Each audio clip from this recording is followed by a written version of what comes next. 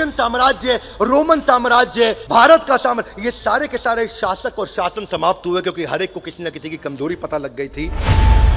भगवान राम ने भी रावण को मारा तो उनको कमजोरी पता चली थी, कॉम्पिटिटर की ताकत और कॉम्पिटिटर की कमजोरी। बस ये दो बातें समझ गए तो 100 बार भी युद्ध में उतर जाना, 100 के 100 बार आपकी जीत होगी।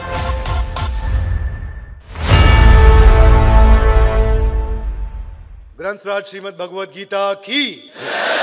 तो आप सबका स्वागत है आज के अगले अध्याय में भगवद गीता के, Gita in action. Everybody guys come on, Gita in action. Gita को अपने जीवन में कैसे उतारें, पहला अध्याय चल रहा है और आज हम पहले अध्याय का तीसरा श्लोक लेने जा रहे हैं और यह श्लोक दुर्योधन बोल रहे हैं।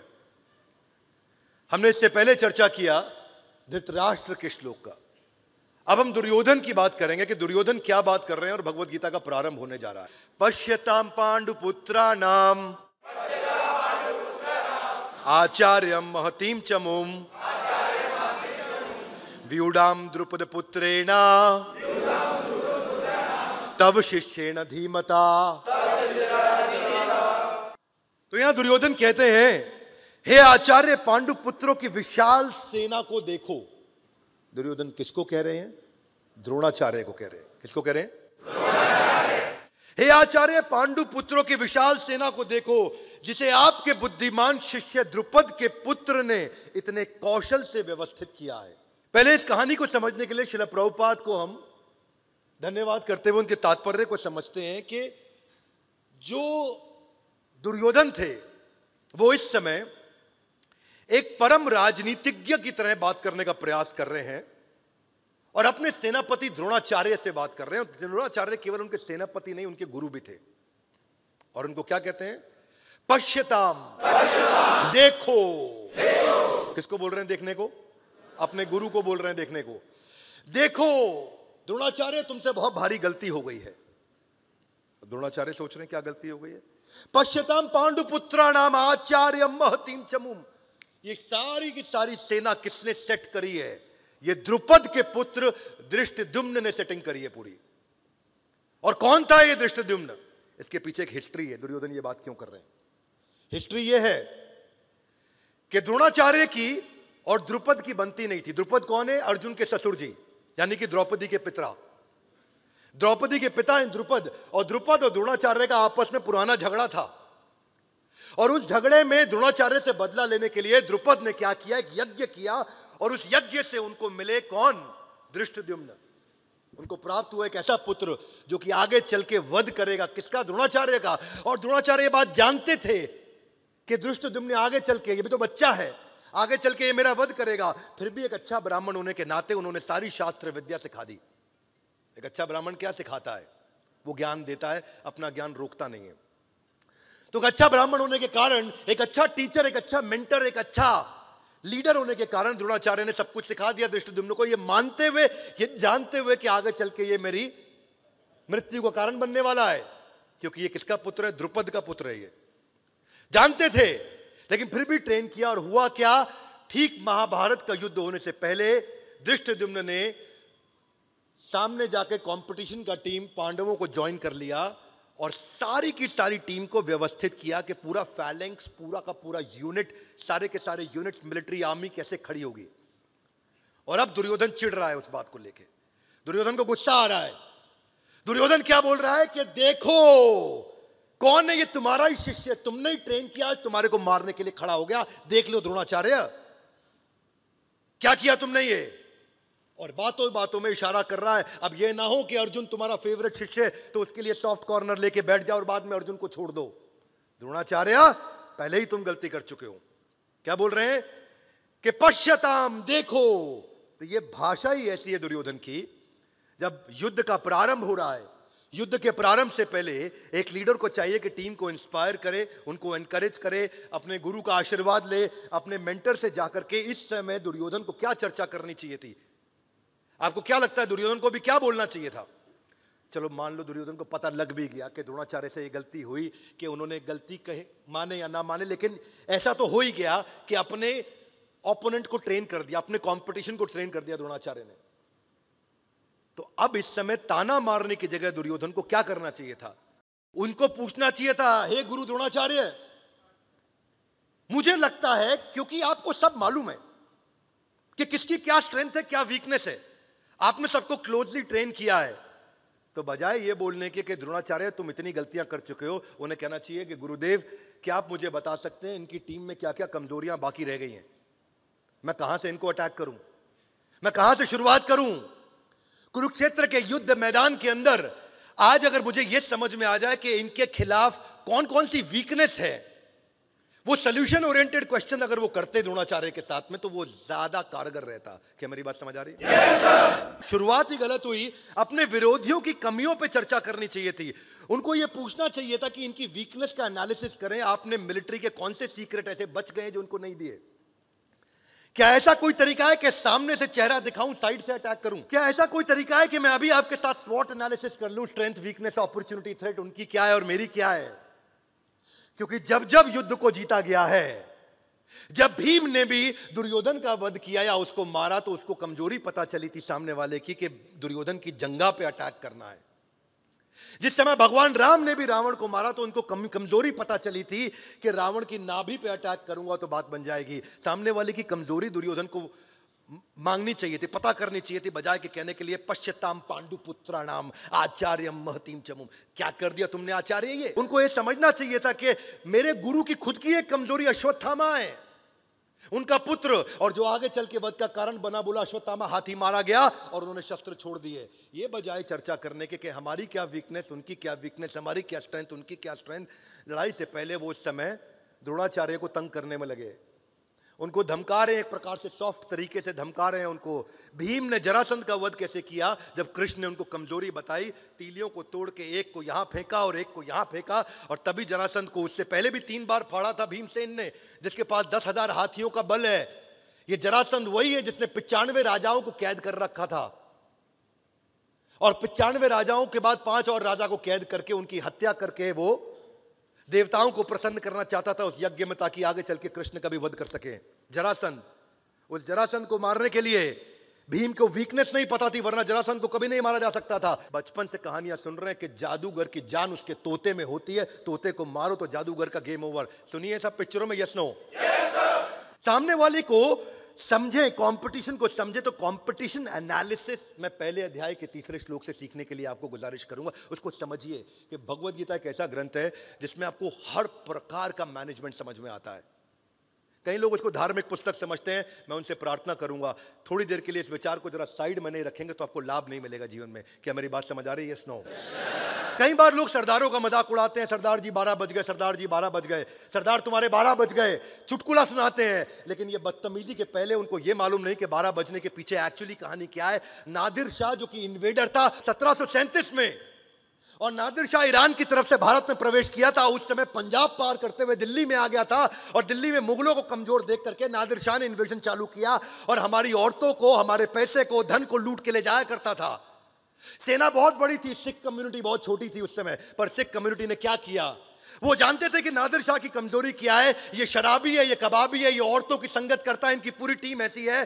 तो रात को मध्य रात्रि के अंदर सारे सिख छोटी सी अपनी टीम बना करके गोरिल्ला वॉरफेयर के द्वारा नादिर शाह की टीम को रोज रात को उखाड़ते थे, रोज रात को उनको ठोकते थे, अपनी औरतों को बचा कर लेके आते थे। पूरे भारतवर्ष को धन्यवाद करना चाहिए सिख कौम को केवल इस बात के लिए कि उन्होंने हमारी संस्कृति और हमारे परिवारों को बचाया, बजाय के चुटकुला सुनाने के। दुर्योधन को चाहिए था ये बजाय कहने के पश्यताम पांडुपुत्राणाम, उसको पता करना चाहिए था कि गुरुदेव क्या कमियां हैं सामने वाले की। जैसे सिख कौम ने उनकी कमियों को देख करके वहां जाके गोरिल्ला वॉरफेयर से उन पर अटैक किया। अरे पिक्चरों में पुरानी देखते आ रहे हैं कि विलन बोलता है तेरी माँ मेरे कब्जे में है, तेरी प्रेमिका मेरे कब्जे में है। वो भी जाकर के हीरो की कमजोरी को पकड़ लेता था विलन, और वहां से पिक्चर का जो है यू टर्न आता था। उसके बाद अपन देखते थे वहां पे मूवीज के अंदर, चक दे इंडिया मूवी देखो, सुल्तान मूवी देखो, दंगल मूवी देखो, हर मूवी में दिखाया गया है कि लास्ट में सेमीफाइनल, फाइनल राउंड से पहले वो सामने वाले की वीकनेस को पकड़ते थे। आज बिजनेस के अंदर आपको भी ये देखना है, इजीएस्ट जानवर वही मारा जाता है जंगल में जो सबसे कमजोर होता है। पहला शिकार उसी का किया जाता है जो कभी नहीं बचता, क्योंकि वो बहुत कमजोर रहता है। बीमारी भी आकर के वही अटैक करेगी जो शरीर कमजोर होगा, जो शरीर का अंग कमजोर होगा। इसलिए सामने वाले को ओवरवेल्म कर दें अपनी स्पीड और अपनी एक सडननेस के द्वारा। अगर उसकी तैयारी के साथ दुर्योधन जाता, बजाय कि अपनी टीम का उत्साह गिरा करके वो जा रहा है। पांडवों की सबसे बड़ी कमजोरी क्या है? पांडव कौन सी शास्त्र विद्या और शस्त्र विद्या नहीं जानते हैं। पांडवों को किस चीज से डर लगता है? पांडवों को अगर मैं अटैक करूंगा तो वो कैसे रिएक्ट करेंगे? हे गुरु द्रोण, ऐसी वो कौन सी कमजोर एरिया है, उसको क्या बोलते हैं? Below the belly, under the belly. ये अंडर बेली क्या एक कहावत है, सबसे कमजोर इलाका, सबसे कमजोर इलाका। क्योंकि एक पुरुष के लिए जेनिटल्स एक ऐसा कमजोर इलाका होता है जिसके कारण ये अंडर बेली नाम की एक कहावत ही पैदा हो गई, जो कहावत ही बन गई इस बात के लिए। वो कौन सी कला में हमसे बेहतर है, वो कौन सी कला में हमसे बदतर है, हम कौन सी कला में उनसे बेहतर है। एक्सपोज करो और अटैक करो कंपटीशन की वीकनेस को लगातार ठोक के। उनकी सेना में सबसे कमजोर इलाका कौन सा है जो उनकी अरेंजमेंट में जहां से हम अटैक करके जाएं, क्योंकि परिधि से अटैक करेंगे, बीच में नहीं करेंगे। ये दुर्योधन को तैयारी करनी चाहिए थी। दुर्योधन को वो मिलिट्री सीक्रेट्स पता करने चाहिए थे जो पांडवों के पास अभी भी नहीं है। दुर्योधन को यह सोचना चाहिए था कि अगर ये जीत के नजदीक होंगे तो क्या करेंगे, या हार के नजदीक होंगे तो क्या करेंगे, इनके पास कौन से रिसोर्सेज अभी भी कम है और हमारे पास कौन से रिसोर्स अभी भी ज्यादा हैं। अपनी स्ट्रेंथ और सामने वाले की वीकनेस को आमने सामने ले आओ। चाणक्य पंडित इसलिए कहते हैं कि अपनी कमजोरी का किसी भी हालत में कभी भी किसी को पता नहीं लगने देना। विवेक ओबरॉय हमारे मित्र हैं, उन्होंने एक सीरीज लेकर के आए थे, कुछ क्रिकेट के ऊपर बैटिंग होती थी, इनसाइड एज। Thank you.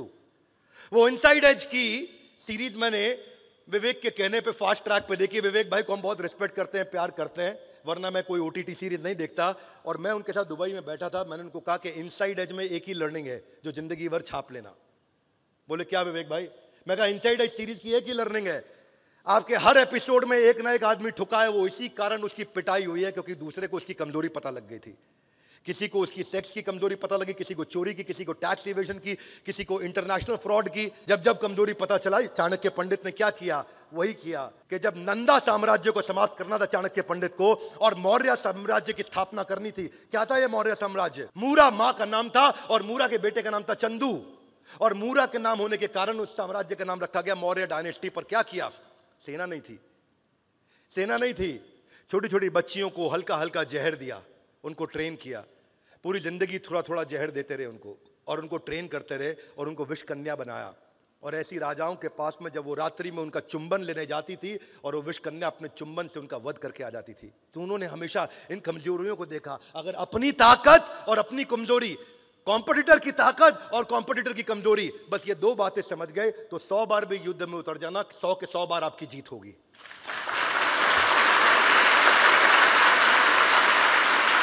आसानी से आप डिस्ट्रैक्ट कर पाओगे अपने ओपोनेंट को। पर दुर्योधन की यह गलती थी।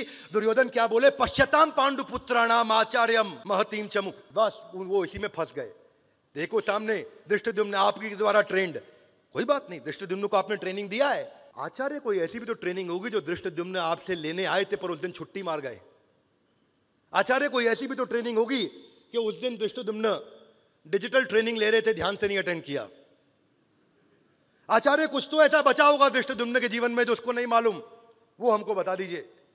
जिस दिन आपका ध्यान वहां से भटका या जिस दिन वो बीमार पड़ गया, उस दिन उसका कॉम्प ऑफ था, लीव थी, अर्न लीव थी, 15 अगस्त की छुट्टी थी, कुछ तो थी। एक बिजनेस पर्सपेक्टिव से भी हर एनिमी का एक व्यू पॉइंट होता है कस्टमर को लेकर के। फोरकास्ट करो कि कंपटीशन क्या करेगा, सामने वाला वो कैसे रिएक्ट करेगा अलग अलग परिस्थितियों के अंदर। वो आपका शॉर्टेस्ट रूट टू विक्ट्री होगा। हमेशा याद रखिए कि आपको ये जो अंडर बेली की कहावत है, ये अंडर बेली की कहावत यहां पे बहुत समझने वाली कहावत है। मेरा यहां पे मानना है कि पर्शियन साम्राज्य, रोमन साम्राज्य, भारत का साम्राज्य, ये सारे के सारे शासक और शासन समाप्त हुए क्योंकि हर एक को किसी ना किसी की कमजोरी पता लग गई थी। किसी की कमजोरी थी वीक सक्सेसर या वीक डाउनलाइन, किसी की कमजोरी थी वीक इंटरनेशनल स्ट्रेटेजिक अलायंसेस, किसी की कमजोरी थी कि बहुत बड़ा वास्ट एम्पायर था इसलिए अनकंट्रोल्ड और डिस्ट्रैक्टेड एम्पायर हो गया था। किसी की कमी थी इंटरनल रिवोल्ट, अपनी सेना के भीतर ही कुछ ना कुछ फूट बढ़ती चली जा रही थी जिससे वो समाप्त हो गए। किसी की कमी थी कि उनका यूनिटी ऑफ कमांड नहीं था, और किसी की कमी थी कि उनके independent non aligned independent provinces थे। कई राजाओं ने ऐसा किया, अकबर ने भी ऐसा ही किया था। अकबर जीतते थे एक शासक को, उसी को शासक बनाते थे, वो उसको इंडिपेंडेंट करते थे। लेकिन अगर वो नॉन अलाइंड हो गया तो इंडिपेंडेंट आदमी कंपटीशन को ज्वाइन कर सकता है जाके। डाउनफॉल ऑफ मुगल एम्पायर क्यों हुआ था? इसकी शुरुआत हुई थी जब पहली बार सूरत के अंदर एक ब्रिटिशर टीम यहां पे आई थी। और कौन आए थे? William Hawkins.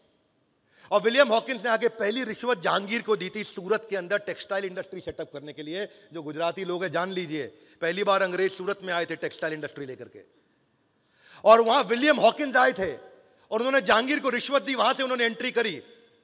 ऐसे ही हर बार हुआ है। सबसे बड़ा मंत्र यही है कि आपको सिनेरियो एनालिसिस करना चाहिए, जो कई बार आप मिस कर जाते हैं। एक अटैक प्लान्स हमारे क्या हो सकते हैं, अलग अलग हाई डिग्री ऑफ सक्सेस मुझे कहां से मिल सकती है।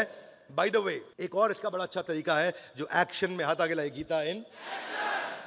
आपको कंपटीशन को पहचानना है तो उनके रिव्यूज देखने चले जाओ, उनके मोबाइल ऐप स्टोर पे चले जाओ, उनके फेसबुक पे चले जाओ, उनके रिव्यूज जाकर के देखो कि रिव्यूज में कौन सी अच्छी चीज है जो बार बार छूट रही है और कौन सी बुरी चीज है जो बार बार दिख रही है। One more time, come on.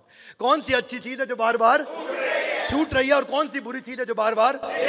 इससे ये पता चल जाएगा उनकी वीकनेस क्या है, कि ये अच्छाई आ नहीं रही है यानी कि कमजोरी है, और ये कमजोरी बार बार दिख रही है यानी कि ये कमजोरी है। और केवल उन्हीं साइट से ही आपको स्क्रूटनाइज करेंगे उनके रिव्यूज को, तो आइडिया मिल जाएगा। और तभी आप कंपटीशन को समझ करके उसकी वीकनेस को अपनी एडवांटेज बना सकते हो, बजाय के दुर्योधन की तरह केवल ताना मारते रहना और टीम को की स्ट्रेंथ को स्वॉट एनालिसिस शुरुआत में न करना, जिसके कारण द्रोणाचार्य, गुरु द्रोण जो उनके गुरु हैं, जिनसे चर्चा कैसे की जानी चाहिए। अगले एपिसोड में हम दुर्योधन मेंटालिटी को और डिटेल में समझेंगे। ये Bhagavad Gita in action, Gita in action, ये एक ऐसी सीरीज है जो हर व्यक्ति को सारे के सारे एपिसोड आकर के जरूर देखने चाहिए। अपनी जिंदगी का समय निकाल करके देखिए, वो बुद्धि का धन उसके अंदर मिलेगा जो आपको पूरी पृथ्वी पे सारे के सारे शस्त्र शास्त्रों में और सारी किसी भी प्रकार की किताबों में अगर एक साथ चाहिए तो एक जगह भगवत गीता में मिल सकता है, जिसको हम प्रयास करेंगे अपनी सीमित बुद्धि के द्वारा कि आपके सामने ला करके साधारण भाषा में प्रस्तुत करें, ताकि आपके लिए आसानी हो उस गीता को समझना। जो संस्कृत नहीं समझ सकते, अब उनके लिए भी आसान होगा कि वो आकर के गीता इन एक्शन सीरीज के साथ में भगवत गीता को समझ सकेंगे। मेरी इच्छा है ये गीता इन एक्शन सीरीज सब तक पहुंचे। हमारे साथ जुड़े रहने के लिए, इस एपिसोड को ध्यानपूर्वक आकर अटेंड करने के लिए आप सबका हृदय की गहराई से प्रेम पूर्वक बहुत बहुत धन्यवाद।